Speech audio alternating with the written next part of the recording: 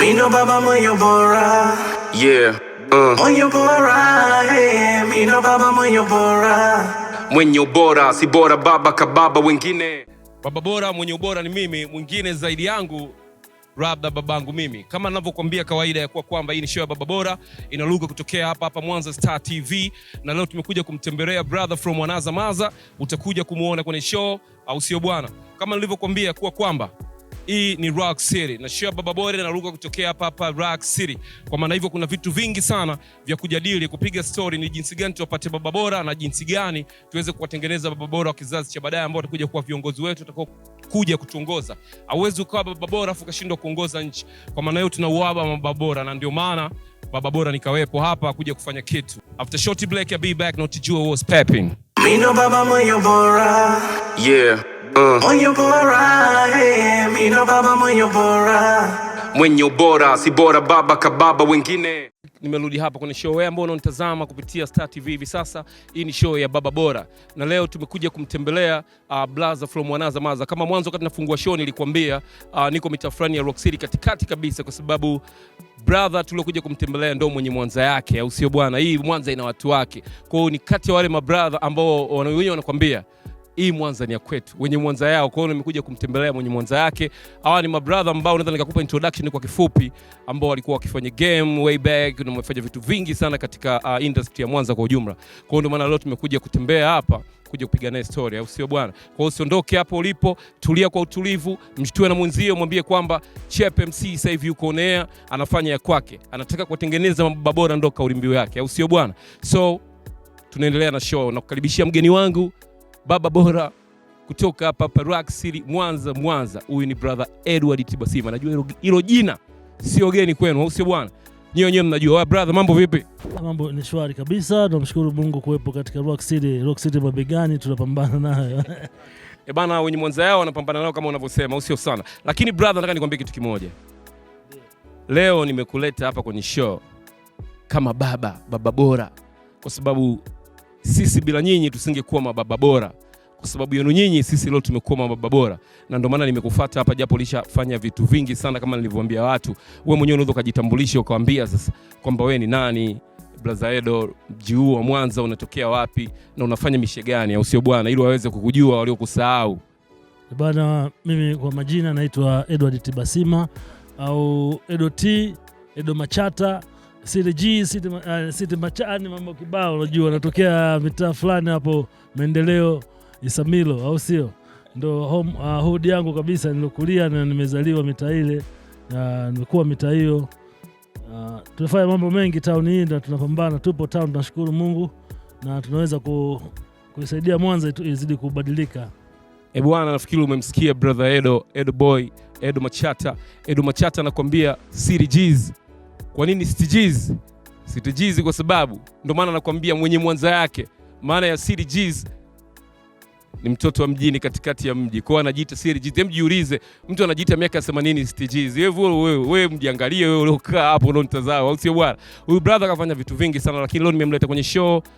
Leo ni Baba Bora kwa sababu hao ametutengeneza sisi. Bwana brother Edo, mimi nataka tuanzie hapa, au sio bwana? Wewe sasa hivi ni baba wa watoto wangapi? Watoto wawili. Watoto wawili. Lakini naishi na baba wenye watoto 5 naishi nao. Au sio? Una watoto wawili lakini unaishi na watoto 5. Sababu unajua sisi familia zetu za Kiafrika tunaishi kwa kusaidia ndugu jamaa. Kwa hivyo mimi katika tumbo langu wawili, lakini sababu mkubwa hayupo, ameshajitegemea. Kwa kuna wengine wa ndugu na jamaa ambao naishi nao pia. Brother Head anakuambia ni baba watoto wawili, baba Debora, au sio? Baba Debora, baba Adam. Baba Debora, baba Adam. Baba Debora, baba Adam. Wewe Edward Tibasima, nikilitaja hilo jina, hilo ni jina kubwa sana hapa nchini Tanzania. Limefanya mambo mengi sana, yani ile wanasema ukoo wenu tuseme, au familia kwa ujumla imespecialize kwenye maisha fulani ambayo ameifanya ile familia ikawa popular Tanzania, nafikiri hata nje ya mipaka. Si ndio maana yake bro? Yeah, of course. Waambie watu hiyo familia ilikuwa inafanya nini wajue. Familia ya Tibasima, Tibasima sisi tumedeal sana na mambo ya sanaa kwa ujumla. Tumefanya sana sanaa kwa Mwanza yetu hii kitambo, miaka ya 80 mwishoni 90 mwanzoni kuja mpaka 2000 mpaka sasa. Tanzania nafikiri inatambua jina Tibasima, inaweza kulitambua. tupo katika sekta tofauti tofauti, na tumeweza, mimi nipo katika upande wa nafanya graffiti, nachora illustration, nafanya contemporary art. Nilikuwa nafanya muziki zamani, lakini sasa nimeweza kubase, nafundisha tena sanaa ya michoro. Ukienda kwa familia tuna app, ukienda Tibasima Comics app, ni app ambayo ipo, ukiweza kudownload tu hapo kwenye Play Store, utaweza kuona kazi tunafanya. Ni vitu vingi tumeanza kufanya kitambo, na tupo tunapambana kuweza kuonyesha dunia tunatakiwa tufanye nini kwa kizazi kijacho na hiki hapa kilichopo. Yes. Brother Tibasima, nataka nikuulize ila swali langu moja. Wewe ukiwa nyumbani na mke na watoto, yani maisha yako kama baba bora, yani unaweza kuyamanage vipi na familia yako? Na watoto wako unawalea katika misingi gani? Mimi watoto wangu nawalea katika misingi ya Kiafrika, heshima, adabu na utii. Muda wa kujifunza ni muda wote, hakuna muda fulani wa kukaa kucheza tu. Mtoto ana haki ya kucheza, lakini kucheza michezo ya kujifunza, sio michezo ambayo haina mafunzo. Naamini hilo pia kwa watoto wetu, tunatakiwa tuwape michezo yenye mafunzo, tusiwape michezo sio na mafunzo. Brother Edo, kwa nini hivi sasa tukiangalia vijana wa sasa hivi kwenye asilimia 80 hapo, ukichunguza unaangalia vijana yani wengi wanaingia kwenye ndoa, alafu ndoa zinawashinda. Sasa mimi nikataka nikuulize wewe swali kwamba ndoa zinakuwa, unakuta hii ndoa ina majanga haya, yani ndoa hii imetoka kwa mtu anakuambia nimetoka kwa sababu hii, yule mwingine anakuambia nimetoka kwa sababu hii, lakini wale ndio ukija kuangalia hapo, kwa upande wangu mimi naona kama mababa bora hawajatengenezwa, kwa sababu mababa bora sio wavumilivu, na mababa bora wengi wa sasa hivi hawana misingi, wanakosa misingi ya kuweza kuzilide familia zao, kwa wanajikuta familia zinakuwa zinaharibika kila kunapokucha. Yani watu wanaingia kwenye mahusiano, kwenye ndoa na wana, mtu anakuwa baba kabisa wa familia nini, lakini baada ya muda mfupi ile ndoa inavunjika. Sasa mimi kwa upeo wangu na akili nilokuwa nayo ndogo, ni kwamba naona kama mababa bora waliopo sasa hivi waliokuwepo wengi na watofautisha na zamani, kwa sababu baba zetu walitulelea kwenye misingi mikubwa sana. Lakini sasa nataka kuangalia hawa waliopo sasa hivi, kwa nini wanashindwa kusimama kama mababa, wakaingia kwenye ndoa na wakazilana zile ndoa mpaka mwisho zisife, yani kwamba wakiachana ni mpaka kifo, familia itengeneze mpaka Mungu labda atakapomuita. Wengi wanaanza tu mapema, mtu anatoka kwenye mahusiano. Kwa changamoto ni mababa hatuna wale bora, hawana misingi au hawakuketchup kile walichofundishwa na wazee wao.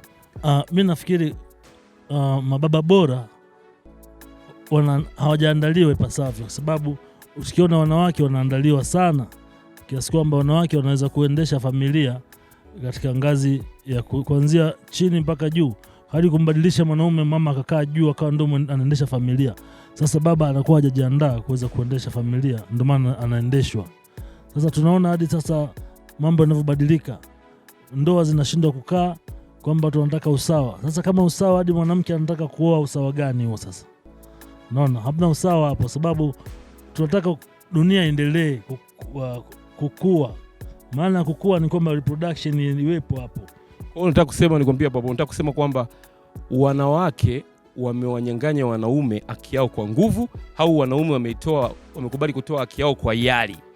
Sidhani kama wanaume wamenyang'anywa kwa hiari. Hili jambo limetumiwa ndivyo sivyo. Mimi nakumbuka tangu mwaka 1985, nakumbuka ilikuwa 95, ilikuwa ni mkutano wa Berlin Beijing. Beijing, yeah. Tangu huo mkutano ulipofanyika, ulifanya mapinduzi makubwa sana kutoka kubadilisha akili na fikra za mwanamke kuweza kuamini kwamba anaweza kuendesha familia.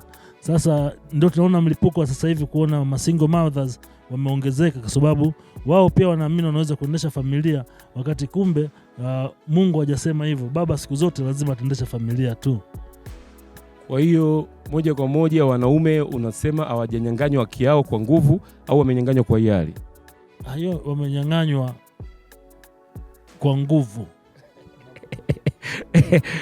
Brother Edo, wewe unatazama kupitia Star TV sasa hivi na show ya Baba Bora. Brother Edo anasema kwamba wamenyang'anywa kwa nguvu. Sasa nyinyi mlokaa kwenye makochi mnanitazama, nyewe mababa bora ambao mnaregea kwenye familia zenu, yani ule mkutano wa Beijing kwamba ulivyofanyika mwanamke akapata power, wewe regea uje uone huo baba bora utapotea. Na ndio maana namuona ninapitia maelezo ya Edo kidogo kwamba unaweza kuona sasa hawa watoto tunaoweza kuwazalisha kwenye hizo familia ndio tunawakosa mababa bora, kwa sababu watoto wengi inasemekana wanalelewa labda na masingle mothers. Mababa wameshindwa kuhimili ile mikiki, wamekimbia. Kwa hiyo ndio maana Edo anakuambia wamenyang'anywa kwa nguvu. Wamenyang'anywa kwa sababu gani? Hawatengenezwi from the scratch. Wewe mama unaokuepo hapo unasema wewe ni single mother, wewe hauwezi kuwa single mother hata siku moja, kwa sababu unahitaji mwanaume wa kukupiga kichwani, kukupa mifumo. Ndio Biblia tu inavyosema. Kwa maana hiyo sasa wanaume mimi naweza kusema kwamba wamenyang'anywa haki yao kwa nguvu kama anavyosema brother Edo, lakini kwa upande mwingine na mwingine hawajanyang'anywa haki yao kwa nguvu, wanaweza kuwa wamenyang'anywa kwa hiari, kwa kutaka, kwa sababu wao wameamua kuishi kwenye hayo maisha wanayoyataka bila kuelewa kwamba athari zake zinakuja kuwa wapi. Tunakuja kushindwa kupata mababa bora wa baadaye. Kwa hiyo ndio maana brother Edo anakuambia kwamba wamenyang'anywa haki yao kwa nguvu. Tunaendelea hapo hapo kwamba wamenyang'anywa haki yao kwa nguvu. Tunaweza tukasema kitu kimoja brother Edo, ni kwamba mimi ninaona from the scratch malezi yao yanaweza yakawa wamelelewa na mama, wamekosa uwepo wa baba. Kwa hiyo that's why anapokuwa kuna vitu vingine anatake easy, tunaona kama kuishi na mwanamke na hivyo anashindwa kwa sababu hawezi kuhimili mikiki ya mwanamke, si ndio? Mimi nikwambie kitu kimoja bwana Chepe MC, katika malezi sasa na makuzi ya kumtengeneza baba bora, sisi tulifanya michezo ya physical tukiwa wadogo. Tuliweza kufanya michezo mingi ya mara kuwinda, sijui kuwinda ndege, kutengeneza manati, kutengeneza magari ya waya, maboksi, kutengeneza mipira kutumia mifuko ya plastiki. Tulikuwa ni wabunifu, umeona? Lakini mtoto wa leo unakuta anashinda amejifungia ndani, anasema mimi sichezi PlayStation 2, nataka PS4. Yani anacheza ndani tu. Sasa hata mwili ule kwanza mikiki ile hawezi kujua mikiki ya mwanaume inakuaje. Yeye amezoea kucheza tu ndani, unajua? Hana michezo ambayo inaweza kumtengeneza akili ya kuelewa kwamba natakiwa nifanye nini kwa wakati huu, na kwa wakati gani niwe vipi, na kwa wakati gani nifanye nini. Umeelewa? Kwamba mwanaume anatoka ndani anaenda kuwinda, lazima ujitahidi uwinde upate ndege. Au sio bana? Huwezi kwenda kuwinda tu na manati kila siku, unaenda kuwinda afu upate ndege, inakuwa ni uongo. Umeona? Sasa huyo baba bora lazima ulikuwa hapo yani umepewa mafunzo yani. Sasa mtoto ndio tunamfundisha mtoto michezo bora, sio bora michezo. Point yako hapo nimeipata brother Edo. Unasema kwamba hawa watoto unakuta sema ifungiwa tu ndani anacheza PlayStation game, yani unyamwezi mwingi wenyewe wanaita watoto wa mtaani, au sio bwana? Unyamwezi mwingi, alafu atoki kwenda kukutana na watoto wenzio wa mtaa, tunavyosema kwamba akakutana na wale madogo wa street yanoka kitaa, wakamgonga kidogo kichwa, wakamtama miwili mitatu ili awe strong father, au sio? Na situation nyingine iliyosema kwako unasema kwamba tumekulia kwenye ile michongo kwamba tunatoka home, tunzeni tukawinde, mnachukua mbwa mnaingia street, mnaenda kuwinda poli au vipi? Mnawinda wale wanaitwaga sijingu chilo wale nini wale, au sio? Kwa hiyo inamtengeneza mtoto kwamba unaniambia akikua atakuwa anajua kutoka kwenda kutafuta, lakini